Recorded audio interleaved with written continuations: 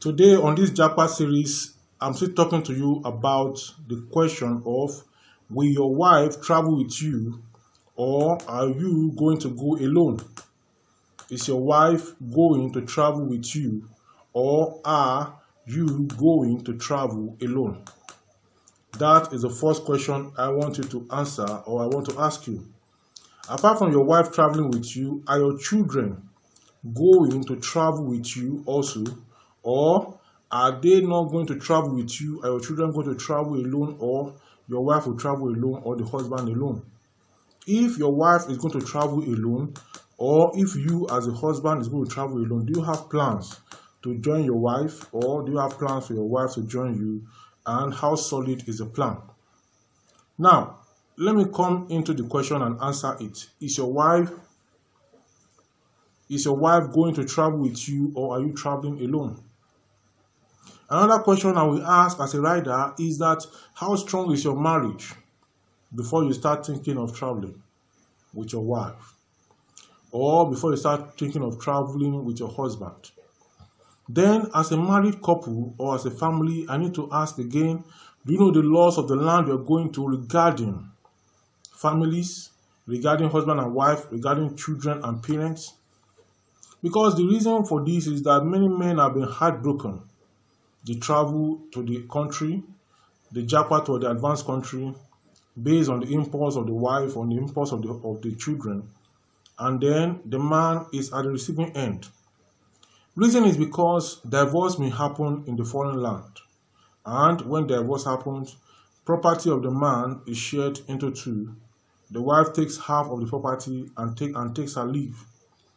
Whether the man has custody of the children or the woman has custody of the children, the man is mandated by law to be paying their monthly allowance and to be paying the other fees that the children are entitled to.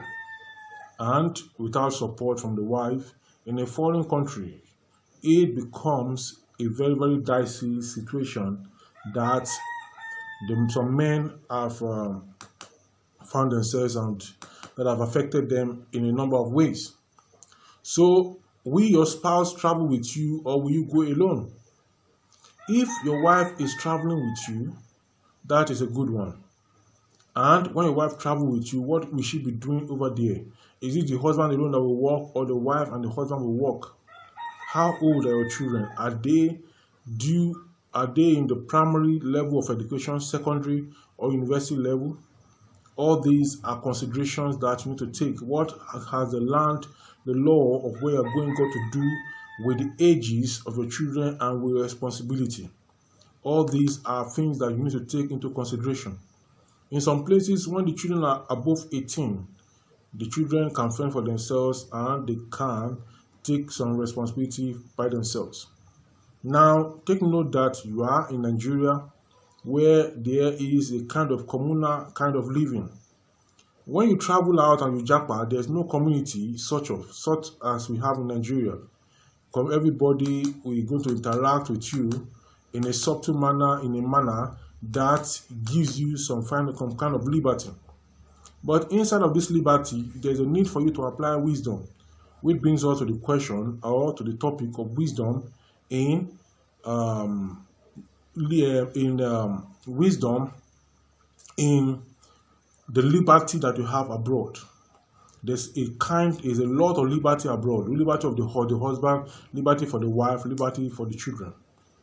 A friend of mine traveled abroad some time ago. He went to study in the US. He went to study for a short time in a university in the US, and he had a roommate who was from America. And then once in a while, according to him, they discuss with the roommate. And then they got to discuss issues. Sometimes for a week, they may not even talk to themselves. Everybody comes and goes. Maybe when the roommate is coming in, this friend of mine is going out. When the friend of mine is coming in, the roommate is going out. When he's in, everybody have their own room. You just share common sitting room, common kitchen, and a common toilet. Sometimes when he's in his room, he too is on his room. When he's out, even when he's at home, he's in his room. And you can't go and knock on his door if he said he's busy or there, but everybody had his own privacy. So once in a while, they talk 5 minutes, 10 minutes, 15, 20, 30, 35, 40. In fact, sometimes up to 2 hours just once in a while. And they got talking one of the days. And this friend of mine told me that he had this American that if he had a girlfriend and or a wife and she's seeing another person, what is he going to do? He said, what is he going to do? That is her choice. You can see the kind of liberty that is available over there. He said that is her choice. She has her life, she has her conscience, she has her life to live. So if she decides that even though she's married to him, or even though she's his girlfriend or whatever, and then she's seeing another person, that is her own choice. He also has his own choice. Now, over the sea abroad, there's a big liberty for the women, liberty for the men, and liberty for the children. The children can even call 911 on their fathers. They can call 911 on their mother. They can call the police on their parents if they go out of bounds. Parents abroad cannot beat the children. Beating is not a form of discipline. You just talk to them, and there's a limit to which you can talk to them. The children can talk back at you because everybody has liberty. It's a land of liberty, so to say. So when you talk about respect that you have in Africa, respect is out of the way. When you talk about having issues and going to see the leader in the church and then intervening, going to see the leader in the mosque intervening, going to see marriage counselor intervening for free. After a while, they're going to charge you money to intervene in your marital affairs. They will charge you some money when they want to intervene in your marital affairs.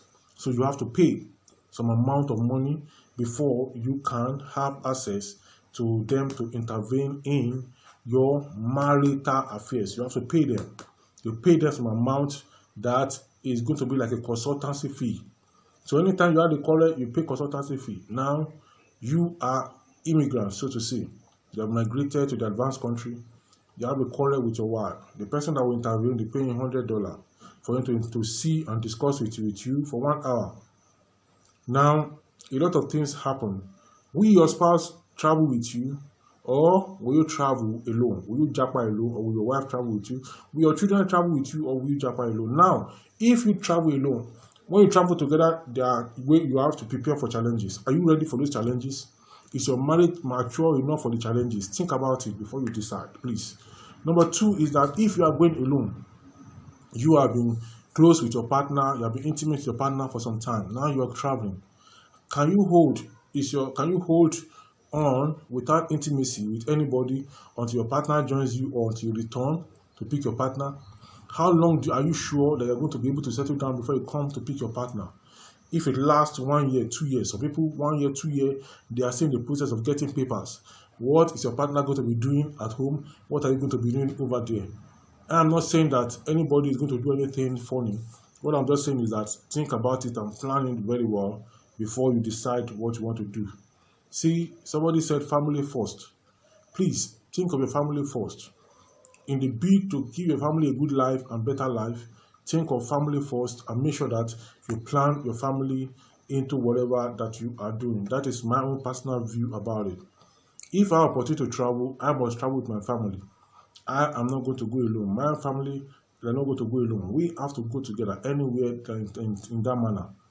I wish and I'm looking forward to you also taking that kind of decision so that you will travel with your family and everybody.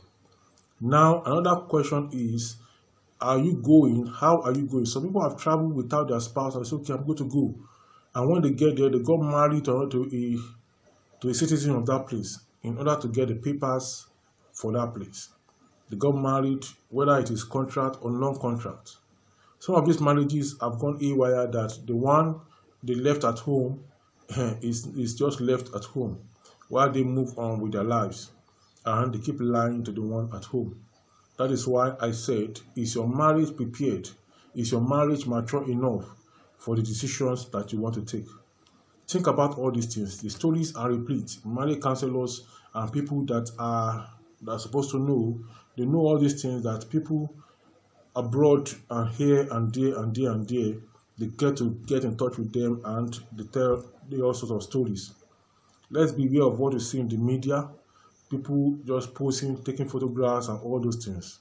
There are funny things happening on the ground, but you do not have to fall into all that before you know what you need to do. And that is why I'm bringing this series. It is very good to travel abroad and to relocate to your family. It's a better life, definitely. But what I'm just trying to say is that you should plan it very well and you should look at it very well before you make the move. I am going to talk to you in the next video on another subject and on this same japa series. I decided to make this video short so that it will at a go you can take a chunk and enjoy it before you take the next one. So this is the fourth of the series on japa, and I am going to talk to you in the next video. Please, I want you to subscribe to this YouTube channel. I want you to like this video. I want you to share this video. I want you to check other parts of these videos, and I've spoken about businesses that you can do in Nigeria or anywhere, both online and offline. You see, if you're a graduate and you want to japa, when you travel abroad, what you want to do is some people do manual jobs. Some people don't get to do the kind of work that the paper certificate qualify them for. If you want to travel to another man's land to do manual job, why can't you do those manual jobs in your own country? In one of these videos I did just yesterday or 2 days ago, I showed where I went to the yam market in the town where I live in Nigeria. I showed where I went to the cassava market, the town where I live in Nigeria, and I bought a chunk for family use. You can go to this business and buy chunks for commercial purposes, and you are going to be glad you did. I have other videos talking about businesses that you can do, and business that you can do that within a week you are going to get 100% returns. If not within a week, even within days. These businesses look as if they are dirty, but when you take the money you make from those businesses that look dirty, that look as if they are small businesses, that look as if they are businesses that are not too respected, because in Africa and Nigeria, we do not appreciate the dignity of labor. And it is said that the dignity of labor is the greatest of all dignities. We don't appreciate people to work and get money. We just appreciate getting money alone. We don't appreciate working to get money. Now, what I'm saying is that if you do those things, work, I'm saying you should do, go to the market, get this yourself, and you do them.